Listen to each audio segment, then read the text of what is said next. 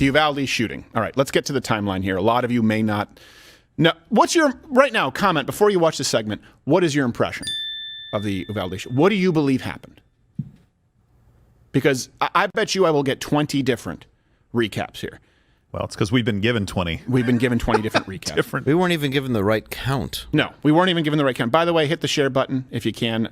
Sharing is caring, and YouTube, the algorithm values sharing, I guess, right now, and likes, all that stuff. I appreciate it. If you don't do it, that's fine.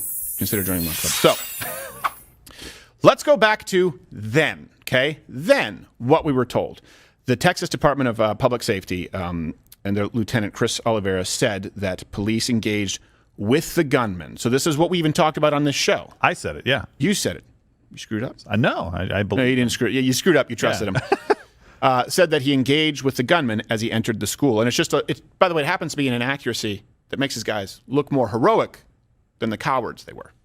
At that point, we had local law enforcement, school officers, as well as state troopers who were first on scene and were able to hear the actual gunshots inside the classroom. They tried to make entry into the building. They were met with gunfire by the suspect, by the shooter. Some of those officers were shot. So at that point, they began breaking windows around the school, trying to evacuate children, teachers, anybody they could, trying to get them out of that building, out of that school. Okay. You'd think if someone had the correct information at that point, you wouldn't expect a couple of comics and a smart guy here in a studio to have it. Yeah. But you would think the lieutenant. Francisco. Yeah. Well, and they said a resource officer confronted the gunman as he was going into the school, but didn't engage. So how did this guy not know? Yeah. Well, the next day, Lieutenant Oliveira said it actually didn't happen. A day later. Officers are there. The initial officers, they received gunfire. They don't make entry initially because of the gunfire they're receiving. It was reported that a school district police officer confronted the suspect that was making entry. By your guys. Not accurate. He walked in unobstructed initially. Oops. I hope one of those balloons don't pop. They might all shit their pants. Good they wore brown. But at least they get to go home that night. And look, yeah. You're listening, and I want to be clear because I was just pulled over by some police officers yesterday. I wasn't pulled over; I was a quick trip, and then they saw me and they were like knocked on my window, like, "Hey, we just so you know, we kind of like your show and stuff." And I said, "Do you know that we're all pissed off with police right now?" I said, "I'm not a Black Lives Matter guy. I'm not a defund the police, but do you understand why we're pissed off?" He goes, "I get it. I get it." I said, people saying that your primary priority is to go home that night." The guy said, "Not when there are kids being shot." I said, "Exactly. Not when there are children being shot." So this is the problem too. Before I get into the exact timeline. Down to the second.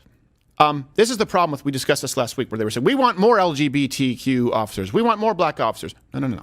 We want more officers of character. But that would require judgment, right? This is a society where we don't judge anybody. We accept everyone's reality as though it is reality. Yeah. We need officers with character. And I will tell you this. If people are being mowed down in a classroom and you had every warning and ample time to stop them, but you weren't ready, you didn't have enough cover fire, I'm sorry. Don't take the oath. Don't take the oath. Your priority is not to go home. Your priority at that point is to make sure that those 6, 7-year-olds, 8-year-olds go home. And there are many, many instances here of the police officers abdicating duty, abandoning their post. And it's not in line with what training should be. I don't know what it is in this department. So, police officers, not all cops. But you know what? You do need to clean ranks. As far as the shitty cops, and I'm not talking about cops who just pull over black people, for driving while black. That's not what this is about. This is about the primary duty of a police officer. It's not to give out speeding tickets when you're hiding behind an overpass. I know you get more civilian interactions, and so you get your promotions that way. No, it's about laying down your life for people who require protection, namely the most vulnerable among us, like children. Okay, so let's go through the timeline. 11 a.m. Shooter posted on Facebook that he was going to shoot his grandmother. And he did. Shot her in the face. Yeah. She went to the neighbor and called 911. She's a hero. Tough old broad. Yes. Good for her. There's a hero. Approximately 11:15, he then posted on Facebook that he planned to shoot up the school. Hey, there's an algorithm on Facebook and there's an algorithm on YouTube that if we have a thumbnail with a gun in it, it'll be throttle and notifications won't go out. If you guys are so advanced, how about screening for "I am going to shoot up a school" if you're going to? Or just... There's no way they didn't see that. Yeah, just the words, "I am going to shoot." Right. Maybe that ought to pop a flag. You guys are at warp speed to get us taken down when we're doing parody. You have to make exceptions for people reviewing the comedic classic Stop or My Mom Will Shoot. Yeah, somebody made a video with Van Halen's music. They had to get to it. Sorry. So 11:27, there was a video that showed the door to the school propped open. Really important, by the way. That was the door was point of entry. It was open before all of this started. Right. Now, here's the thing. I understand that sometimes if there's a break and there was some kind of a ceremony going on, you're not going to scan everyone's ID card and the door is going to be open.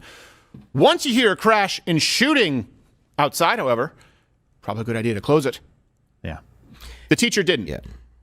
Not a hero, just to be clear. Just to be clear. Grandma, hero. Teacher, not. I know you want us to believe these are all the real heroes. No, the real heroes are people who act heroically. And no, teaching a Zoom class that's really tired and grading papers after hours doesn't count. I can see her being panicked, though, and relying on a police force. Yeah. I mean, you may have forgotten that she did it. She may have been scared. And I think most police, by the way, would probably have done a lot different. I'm very confused by this entire precinct. Well, I think it'll clear it up with the time. So 11:27, the door is open, okay? Then 11:28, this psychopath crashes the truck near the school. I don't know if we have a picture of the truck crash. It looks like a cartoon crash. The wheels go out. It looks like one of those, crazy, like a truck that's like has a personality. It's like, oh, I'm tired, and goes. It doesn't even look real. So he crashes out there. Looks like Toontown. Teacher saw the crash, went inside, called 911. This is now the second 911 call. Still left the door open. That's the teacher who propped the door open to begin with. Propped the door open, call 911. So in other words, we now know, this has been posted, there have been 911 calls that he's going to go shoot up the school. Door is open, okay? Crash outside. She calls 911, this teacher, yeah, I think the teacher was a female, right? Because I'm trying to make sure I have everything correct here, because there are people who came in who weren't in the police force. There were people who weren't necessarily teaching in that classroom. Yep. But everything that I tell you, all references available at loudwithcrowder.com. This is an important timeline. Call 911, second call to 911, still leaving the door open. Now, he had two nearby men. They approached a suspect. The gun shot at them. They weren't injured. Okay. 11:30 a.m. 911 was called. Crash was reported. The name of the teacher is being covered anonymously in reports, probably because she left the door open. So 11:31, police arrive. They don't initially see the gunman. The gunman was shooting at the school from behind parked cars in the parking lot.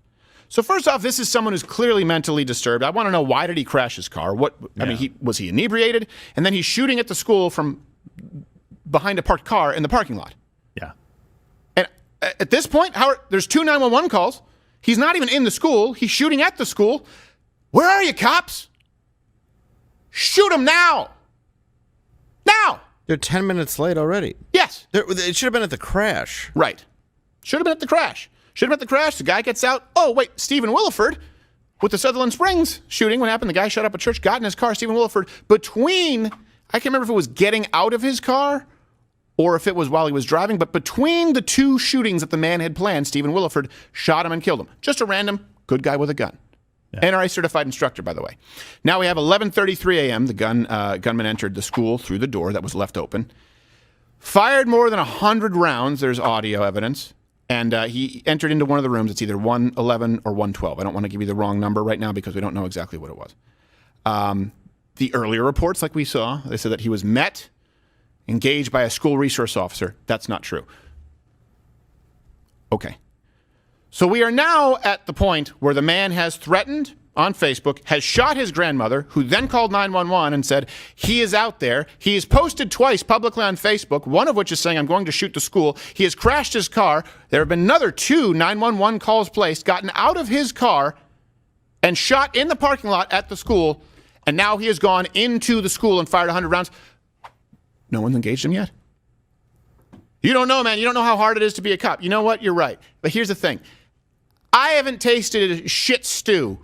I'm willing to bet that it sucks. That's true. I've not been a police officer. I think this is a bad job. So now at 11:35, finally, 3 officers go through the school, same door. Thank God. Problem solved.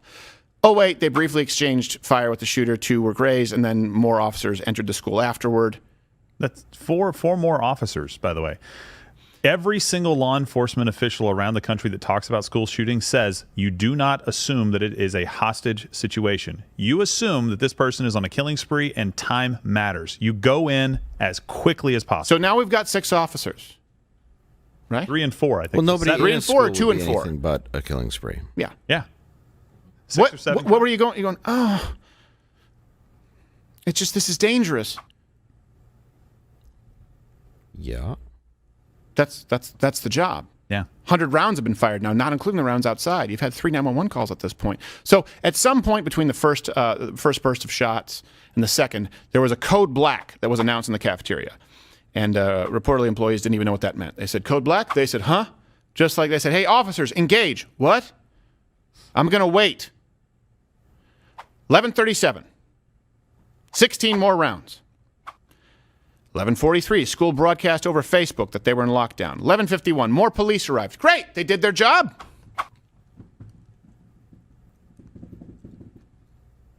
How far into this do we have to get? 11:54, parents and police are now gathered outside the building. Now here's the thing.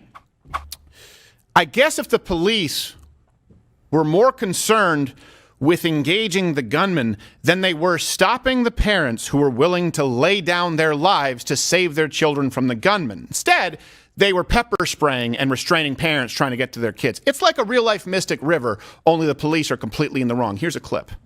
I think you have that there, Token Owen. Yeah. Clip X. Trying to pull that up. Yeah, I gotta pull it up. All right. So for people who haven't seen this, look, this is why cops can't be the only people with guns. Let me tell you why. Let me put this in a nutshell. Those cops weren't willing to defend those children with all of their firearms. Parents who didn't even have them were. They were willing to lay down their lives for their kids. The cops were not. Those parents should have guns. They have the right to defend their children. And you don't have the right to stop them. Not if you're not doing anything. Do we have that clip? Mm-hmm. Here.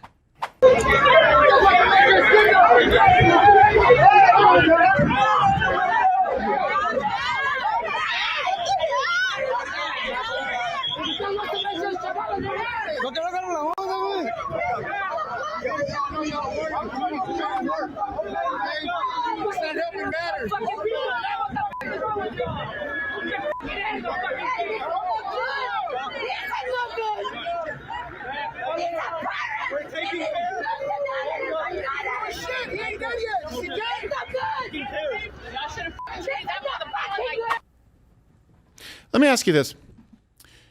Hopefully we don't get banned for this because, hey, they talked about rioting and assaulting officers who did nothing wrong, right, with Black Lives Matter protests. If you're a parent and that's your kid in the school, what do you do? I'm going in. Yeah, is there anything that stops you? Is there anything that stops you? Comment below. Comment below. Does that make you an extremist? Hasn't the cop kind of put themselves in a situation if they're stopping a parent that it's either the kid or discomfort for the police officer? And by discomfort, I mean could be a shove, could be a punch. Would you not use any means necessary when over 100 rounds have been shot and 911 calls have been made and there are 6 or 7 officers who are already in that school doing jack shit? Who cares if trying it's to get 50 people grabbing him like Stalin? Like, it just doesn't make sense. They're screaming, they're crying. They know there's kids in there. They're stopping parents. That's one cop who's not inside. Right. Yeah. They're going, we have to wait for SWAT because we don't have something to break down the door. Hey, I don't know if you saw this. The school has a lot of windows. Yeah. We broken with a rock. Also, it's a high school classroom door.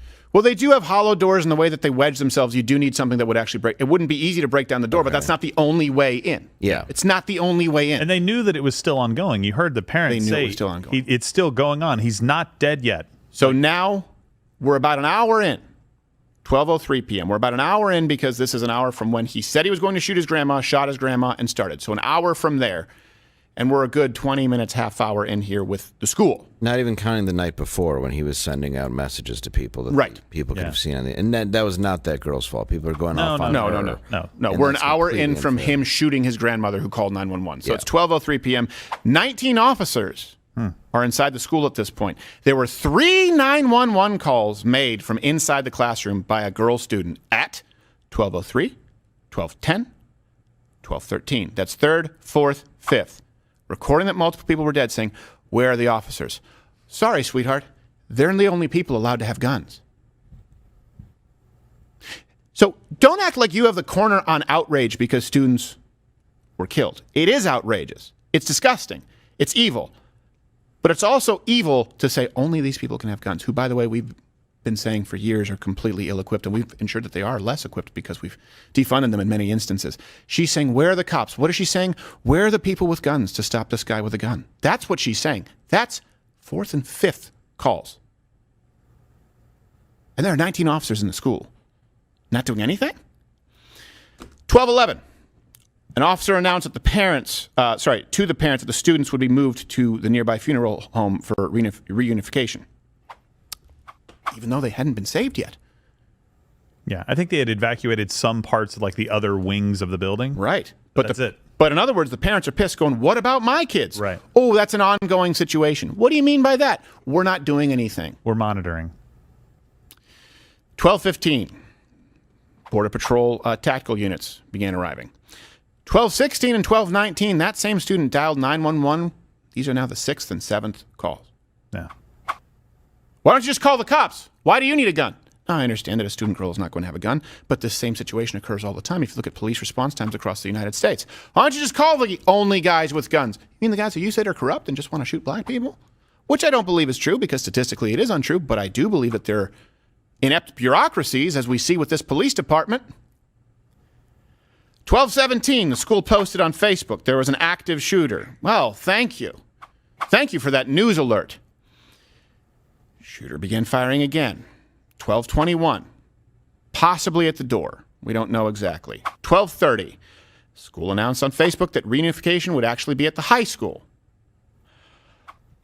They seem really concerned with, hey, here's the meeting place, like it's at a theme park. We're gonna meet by the big drop roller coaster. Okay, guys, let's meet back here. Hey, how about you save the people who are in a room with a gunman? And by the way, I don't want to tell you how you do your job, but you've got dozens of guys with guns. Are they all stupid or are they all pussies? 12:36 p.m.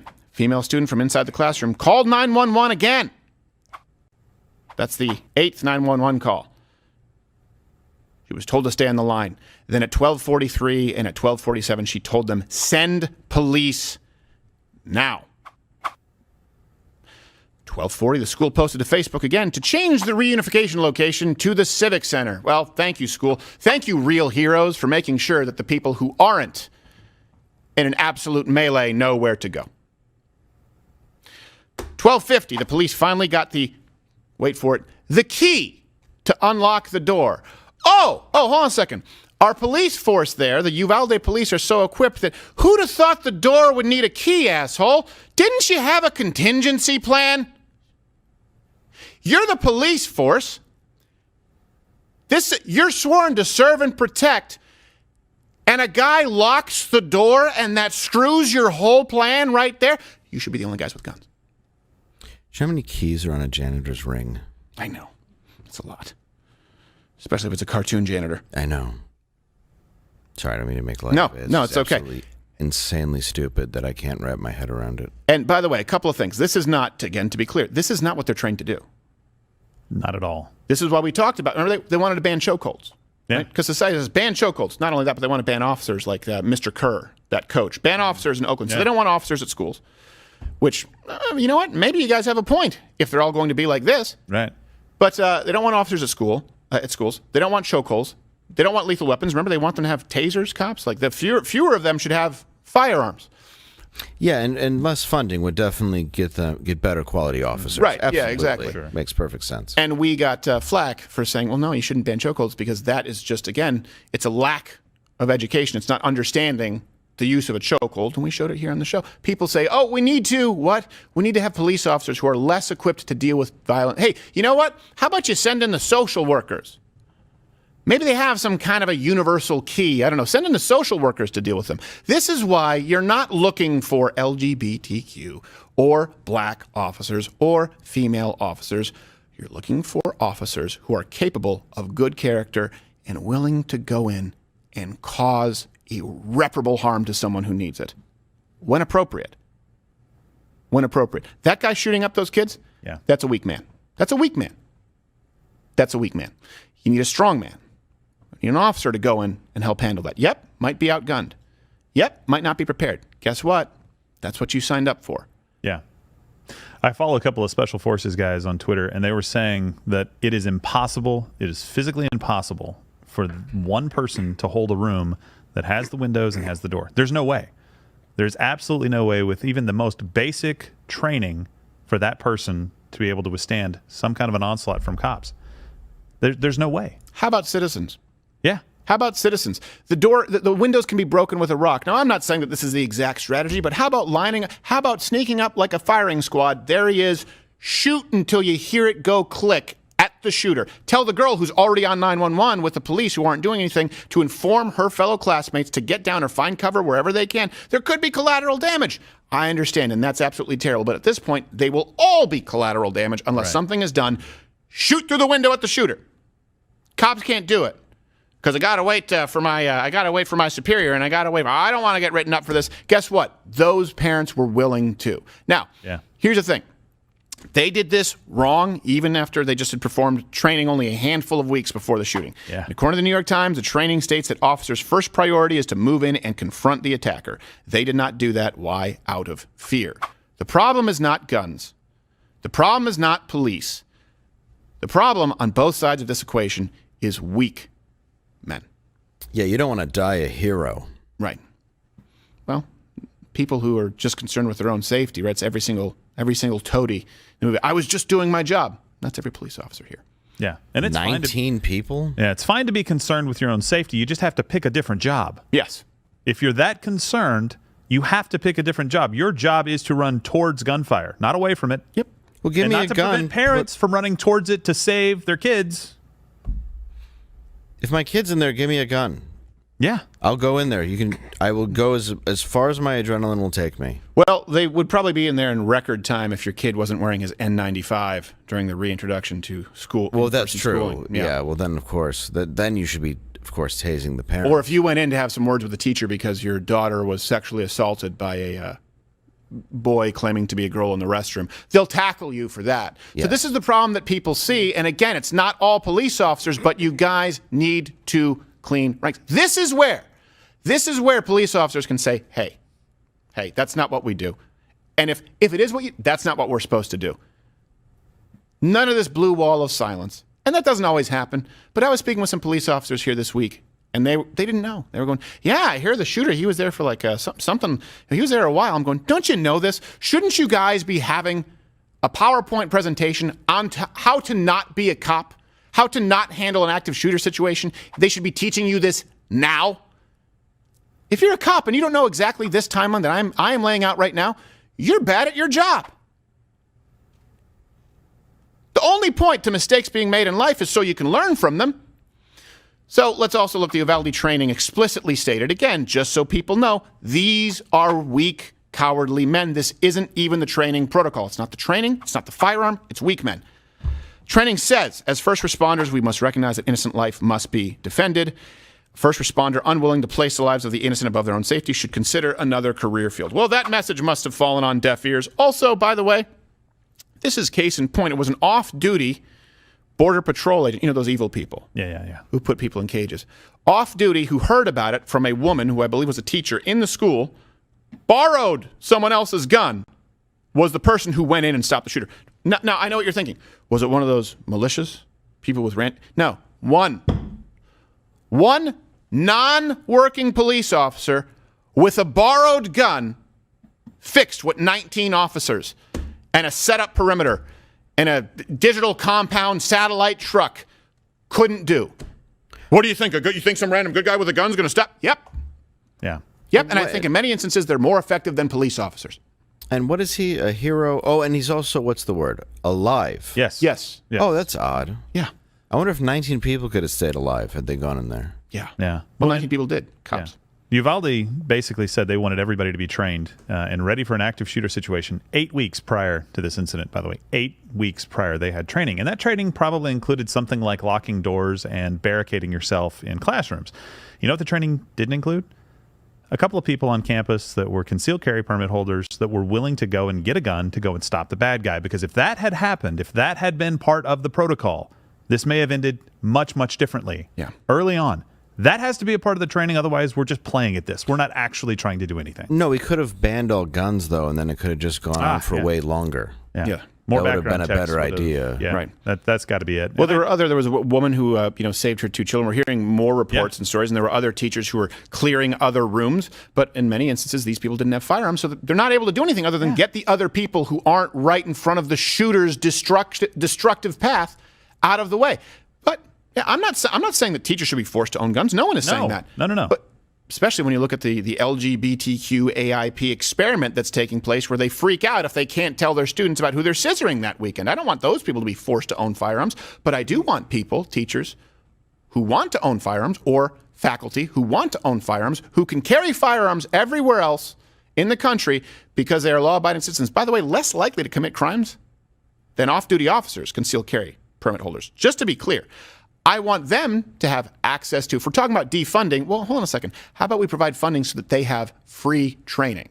There you go. How about this? Got it right here. Joe Biden, you want to give everybody in America that has student debt $10,000 off of their student debt right now. How about this? How about we give every single school $5,000 to give to 2 individuals to pay them every single year to have concealed carry and to be able to go in and stop these situations. Yeah, training. I think we would absolutely fund that. We would probably vote on it today, and it would be passed and be on your desk tomorrow. And just to be clear, I'm not even just saying, well, you know what, the school should not be a gun-free zone, period, and anyone should be... No, look, No. How about a baby step? How about a compromise, right? A give and take. How about this? I will agree that if someone has a firearm in a school, whether it's a teacher, faculty member, dean, principal, whatever it is, that, unlike the citizen, whose rights cannot be infringed whatsoever, should be required to take more training. Yeah. Should be required to pass some kind of a test so that they show you that they can not only carry a firearm, but have some kind of a standard issue, whether it's a retention holster, make sure that there's a safe where it is locked in a location, have random checkups to make sure that this person is responsible, and that requires what? Funding, not defunding. Make it available to people who want to do it, and yes, make it so they have to jump through a few hoops. There's a give and take. Oh, wait, no, Canada's going to ban handguns. That'll solve it. And that's what Beto O'Rourke wants to do here. Did you see Beto O'Rourke change his website 3 times? Yeah, that's pretty amazing. Change his website 3 times from not mentioning AR-15s to we want, a ban on AR-15s to we want to reduce the number of AR-15s. Because he, too, is a weak man or pussy, whichever term you prefer. That's the problem that we have in this country. We have a problem with weak people. And we've encouraged weakness. And weakness all around. And I'm not talking about bench pressing, okay? I'm talking about weakness of character. What do you think a generation of people are... where are they going to find strength and inspiration when you're praising the real heroes as people who go out there crying because they can't discuss their personal sex life, or God forbid, they can't do another Zoom call for the next year and a half? And by the way, is this something... Can we at least say here that we told you so? What do you think was going to happen when you locked down students for a year and a half for fear of the parent? That wasn't for the kids. We all know that wasn't for the kids. If you look at the CDC data, right? If you look at how deadly COVID would be for kids, that was never for the kids. That was for the teachers. Sorry, the real heroes, that they may not get sick, even after vaccinations, even with masks and plexiglass in place. What did you think was going to happen when you locked down children, when you eliminated their social safety net for a year and a half? And by the way, I know I can already hear what you're about to say. No, it's not at all the same as homeschooling. Because guess what? You can homeschool a kid, and then you can take him to anywhere else that isn't locked down like a desolate wasteland. No, you lock students down, then you lock them down from other activities and interactions, and we saw. You can go back to the previous show, reference available at loudwithcarter.com. We saw substance abuse go up. We saw suicides go up. We saw mental health issues go up, and we said you are going to have a mental health epidemic. You are going to cause irreparable damage to these children. And there were many people who were saying that. But none of it mattered because COVID was the political clout du jour. Yeah. Can anyone out there honestly say that we didn't see the destabilizing happening? I know you want to blame guns. And we can talk, and plenty of you have talked about guns. But this is something that we directly said would happen and experts said would happen. Here's something else. This is why it's so evil to rob those parents of the ability to defend their children. And again, saying only police can have guns. Rape is illegal. We all agree rape should be illegal. This is not one of those issues up for debate. Okay. Do we all acknowledge that rapes are still going to happen? Of course we know. We can have more effective policies. We can have more effective policing. We can look and see what is it that we can do objectively to reduce the number of rapes.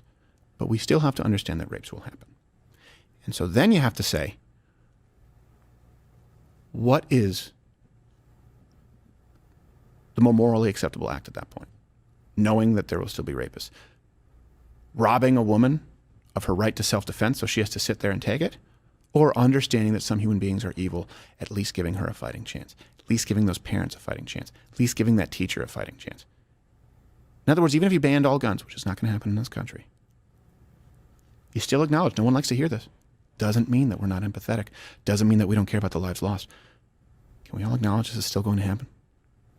You can never stop all evil, weak men. You never can. So then it comes down to, why did Gandhi say of all the British Empire's act of evil, robbing a nation of arms will be its blackest? Gandhi. You know him for fasting. Why did he say that? Because it is an act of evil to rob someone of their right to defend themselves, the likes of which society, before the last century, could never even comprehend. Just because it involves boom boom sticks doesn't make it any different. Humanity, since the beginning of time, has been evil, and it's largely been an exercise in how do we contain, or how do we give the non-evil a chance to defend themselves against evil. That's a huge part of humanity. That and resources. You're never going to stop all of it, just like you're never going to stop all rapes. You need to give the victims a fighting chance. Especially now when we see, statistically, empirically, and now anecdotally with this shooting that's undeniable, the reason that the police officers should not be the only ones with guns, I will repeat it, is because they were not willing to lay down their lives for those children. Their parents were. Their parents have the right to own guns and lay down their lives for their children.